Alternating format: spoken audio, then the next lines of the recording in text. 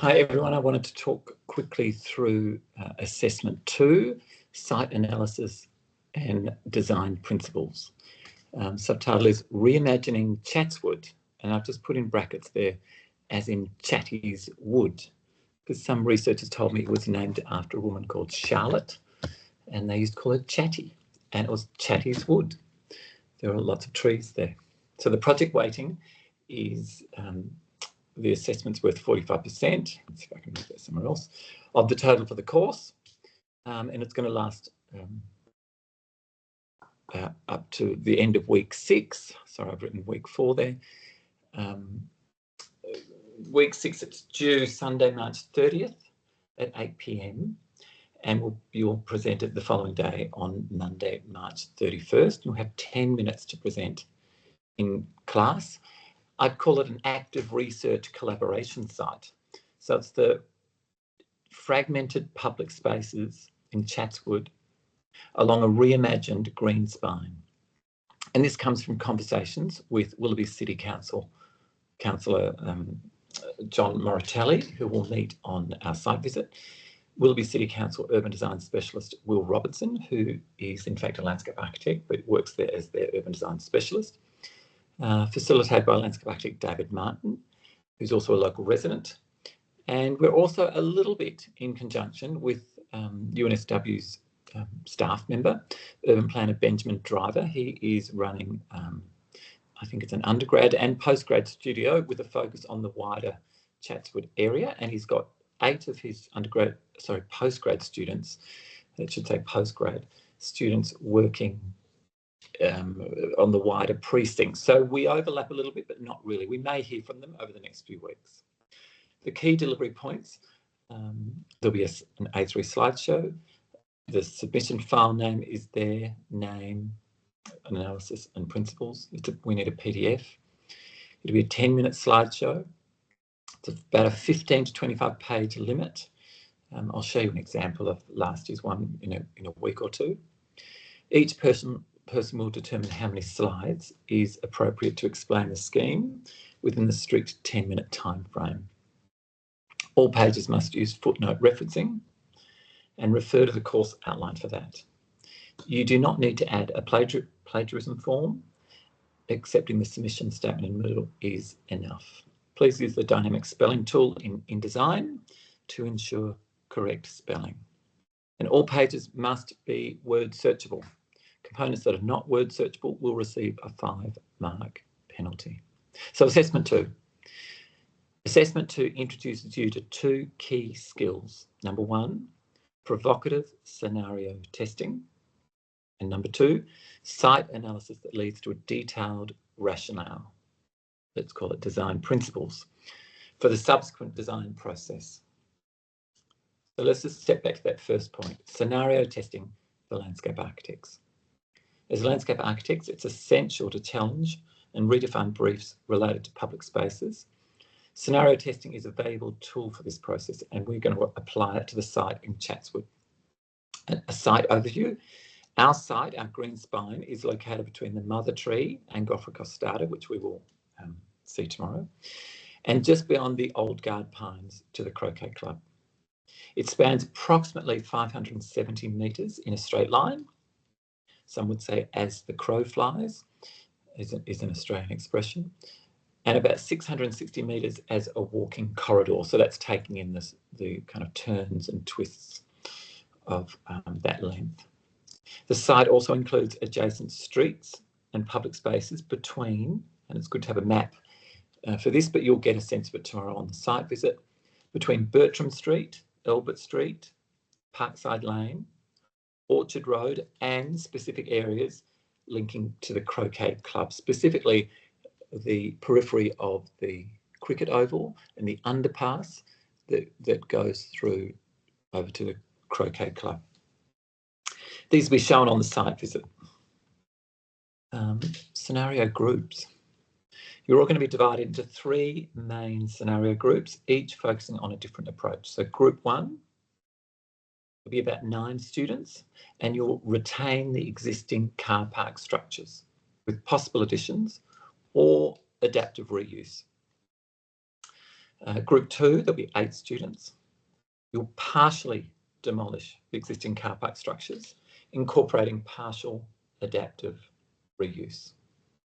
We'll talk about that, which parts you might do. We'll talk about that over the next couple of weeks. Group 3, with 8 students, you'll demolish the existing car park totally, and you'll replace it with new mixed-use commercial and residential tower typologies. So we'll be having 3 main scenario groups. All groups will focus on the core areas. The core areas are the youth centre site west of Victor Street, the Westfield car park site, and Curry Park. There's a scenario focus. Some students who'll be mixed through the scenario groups will focus on areas what I'd call east of Victor Street, while others will focus on areas what I would call west of Victor Street. And refer to the buddy scenario spreadsheet on the Moodle. It's under the week 3 banner for specific allocations, and we will talk about that in specifics on site. Just note that when we move to assessment 3, you'll work in pairs to analyse and design your own allocated scenario, which will be assessed as part of assessment 3. The key features. The Greenspine precinct includes a 200 metre by 60 metre wide Westfield car park, but note that it's owned by council. The land is owned by council and the car park is owned by council, and it's rented to Westfield for what I'd say only $330,000 per year. That's not a lot of money for commercial space that size. Number 2, an adjacent youth centre and tennis court parking concrete structure extending the car park another 60 metres. It's a concrete car park underneath and a tennis court above. The precinct also includes fragmented council-owned spaces, including streets, parks, interstitial connecting spaces, alleyways, side roads, and the oval edge. The underpass over to the Croquet Club, and also the Croquet Club I'd put there as well. When analysing the site, consider the following. The concepts of blurred boundaries and country, the concept of fundamental assets, which is something we'll go over with the glossary of terms this week. Number 3, that site conditions will be evaluated against the studio objectives and the metropolitan planning context. And number 4, you'll end up making fine-grained decisions about your exact site boundary based on your assessment 2 analysis, class discussions, group work, and the development of our glossary of terms. Site analysis, understanding the site to inform design. So we've just gone over the scenario planning. Now let's talk about the site analysis itself. It's a crucial step in the design process. It's not just about collecting data or making maps. Instead, it's about using that information to understand the site and make informed design decisions. What is site analysis?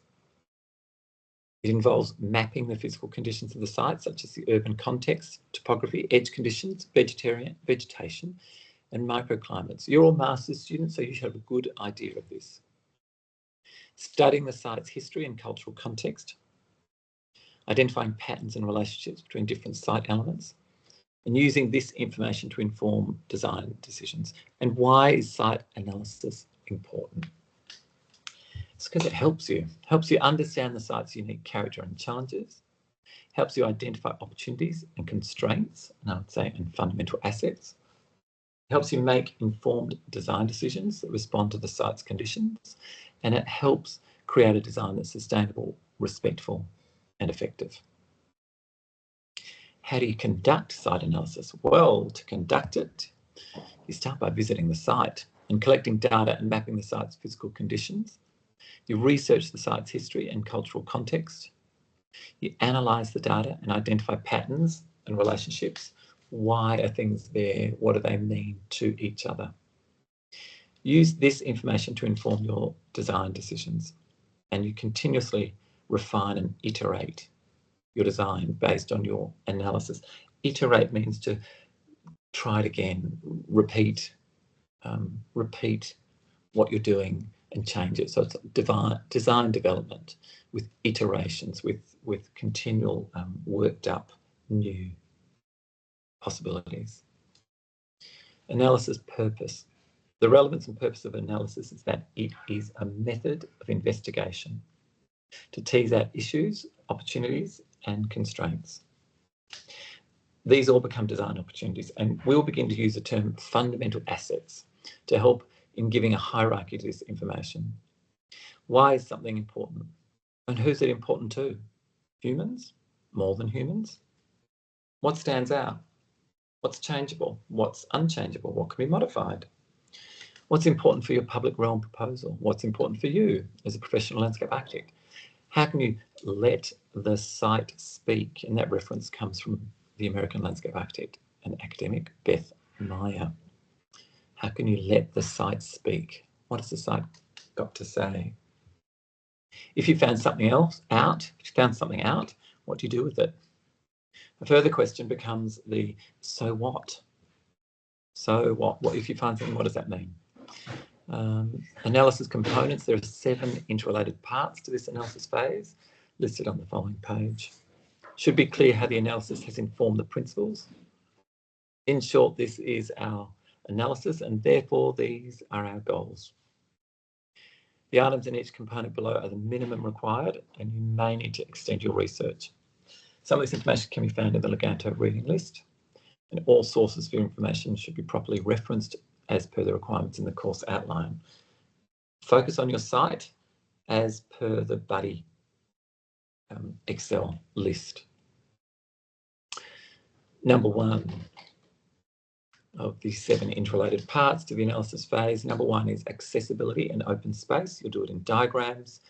You'll need to be showing the existing bus routes and stops, the existing train and metro stations, the existing bike networks. Note that several people have already commented to me that there's a lack of bike racks in the Chatswood CBD, almost none, implying that bike networks and their facilities need development. Walking attractiveness. So what's the quality of the walking conditions? What are the key issues? Local open space network. Number 2, geology, hydrology and soils. You need to be looking at the topography. You'll need to do 2 perpendicular transects and they should be included of both a site, what I'd call a medium scale, and a regional, what I'd call a large scale.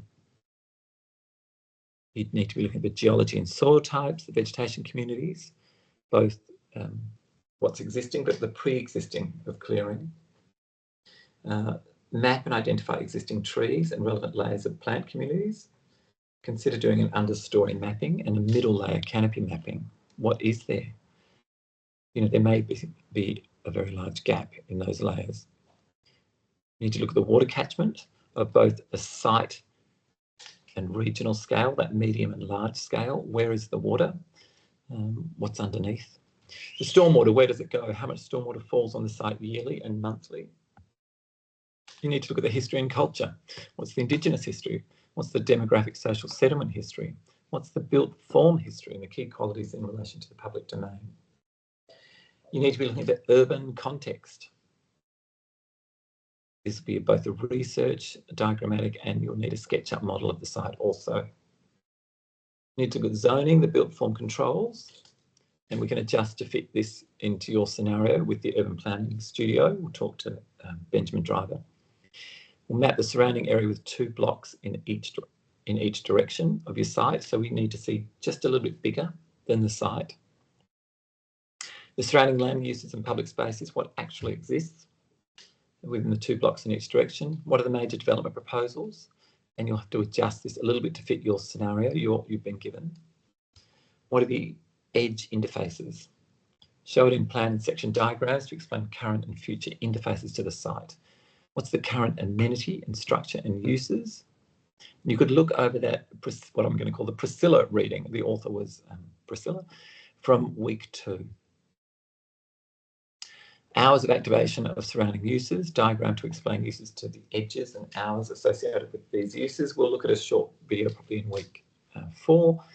I I think it's called something like 24 hours in the life of a bench. So how are these spaces getting used through that 24-hour cycle? We'll need to see a SketchUp model, shadow diagrams. This is really important. And on the matrix, it's got its own component of your built form scenario for summer and winter solstice. So that is the shortest and the longest days of the year. And we'd need to see the shadows from around sunrise, just after maybe 9 a.m, 11 a.m, 1 p.m, 3 p.m, and just before sunset. Number 5, the policy context. This will be a research component. Tease out what's important and relevant to the site from the Willoughby documents on Moodle and other relevant documents on Moodle, such as connecting with country and biodiversity in place. You may visit the Chatswood Library and see their local history area, and you may find other information there. Existing character and amenity. You'll annotate photographic analysis of existing conditions. So if you take a photo, we don't need to just see the photo. We need you to be annotating it in some way. You might pull it back to black and white and then write on it in white, or, you know, what are you seeing? What are you showing us? Is this where water is or water isn't, or a large tree that shades people, or places where birds nest? What are you trying to show us? Observations of the existing site features. Observations of how the site is currently used. Number 7, guiding principles. 3 design principles will be established from your analysis. So this is really in week 5, week 6, and presenting week 6. To step ahead into assessment 3. Principles should be justified from the analysis, and they should set out conceptual thematic aims of your possible future scheme. In assessment 3, this will move to design strategies, and they'll be the specific design propositions that demonstrates how the principles will be achieved. We've come up with the principles at the end of assessment 2. The logic of the design principles should be clear and convincing and clearly respond to the analysis. Design principles should be communicated with conceptual diagrams. Detail is not yet required. How this assessment will tie into your life in coming weeks. Plan to visit the site at least twice in coming weeks. You must get to know it, and to get to know it at different times of the day and night. When I say at least twice, I'd love you to all go 7 times. Over the days and nights. Stay safe, always go with at least one other buddy. Last year's students found this assessment required more work than they first expected, so start early and plan out consistent times to work on it. Reflection. Part of the assessment is your ability to reflect on what you're learning. What did you learn that was surprising? What's familiar and unfamiliar to you? How useful is this analysis? Are there better ways to do analysis? Is analysis always the best way to show a site or to know a site? What might be another way? What other sites does this remind you of, etc.? Use of AI. In assessment 2, you may use AI for research. Use this as an opportunity to learn to be responsible and ethical in your use of it. How can it enhance your learnings? How can you reflect on this? Week 5, where we'll be at in week 5, we'll have a small progress review and some feedback. You'll have the opportunity to share your in-progress work and receive constructive feedback. Think of this as a low stakes, what we call a formative assessment checkpoint. So there won't be a grade to it, but it'll be directional. How to prepare for it. To get the most out of this review, bring printed copies of your analysis work to the studio. Sketch your analysis process on trace paper over printed bases. Hand drawing can reveal new insights, and it's a valuable learning process. Bring them in. Alternatively, you can present your analysis in digital format. What are the expected outcomes? Aim to have the following ready by the end of the week 5 tutorial. We need drawings and bullet points summarising your analysis progress.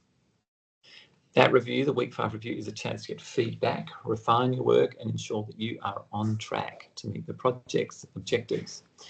Week 6 will be a presentation. You'll focus on the 3 key principles that emerge from your analysis, and to effectively communicate your findings, you will need to use visual aids such as diagrams, plans, and sections at various scales relevant to your design trajectory. You'll need to synthesize your findings into clear opportunities and constraints, and you'll highlight the fundamental assets. which identify the critical issues and challenges for the site in relation to the brief. Assessment 3, there'll be pairings made where possible based on your aligned principles. Assessment 3 is in pairs, so we'll do the best we can to match you up, as it were, to somebody else in the class that has principles that make sense for the most part.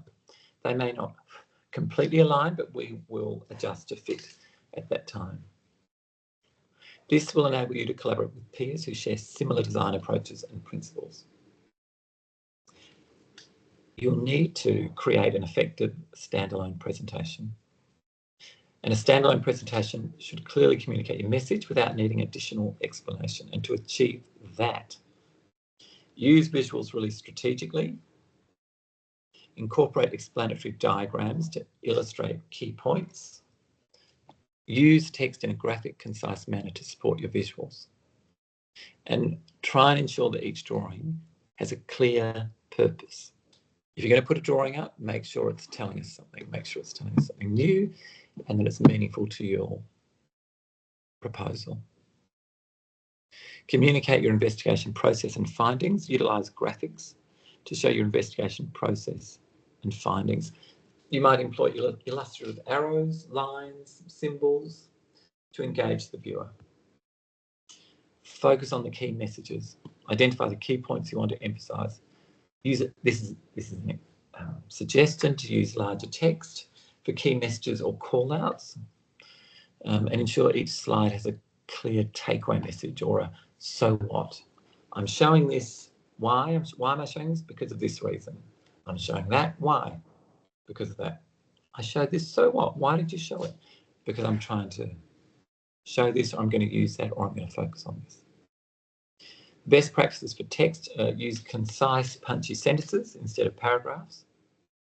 Avoid using text smaller than Arial 18 point, except for footnotes, and experiment with different font sizes and styles to find what works best for your presentation. If you can follow these guidelines, you'll be able to create an effective standalone presentation that clearly communicates your message. Communicating your findings effectively, and as previously discussed, each slide in your presentation should clearly convey your analysis findings to the audience.